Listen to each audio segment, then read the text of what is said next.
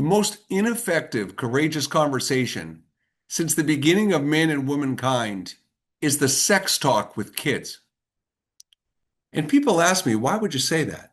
And the answer is because the premise of a courageous conversation, and when you think about the sex talk with kids, neither side is looking forward to the conversation.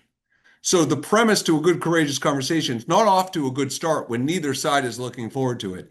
And think about a typical parent who goes into the sex talk with kids.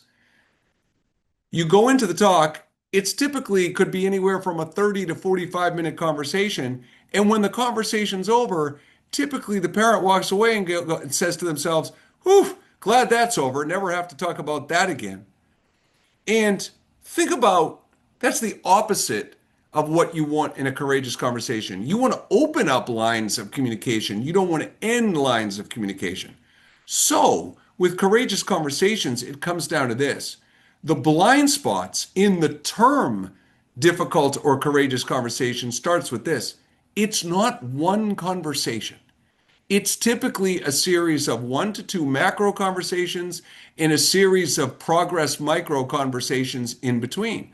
Think of the sex talk. If you open up lines of communication, hopefully a month later, 3 months later down the road, you've planted a seed where your child now feels comfortable talking to you again about the same topic. And the only win may be immediately that it's less awkward the next time. So the biggest takeaways for courageous conversations is understanding it's not one conversation, it's a series of conversations. The goal of the conversation is what can be a realistic outcome to open up lines of communication and to make progress aside from instant gratification.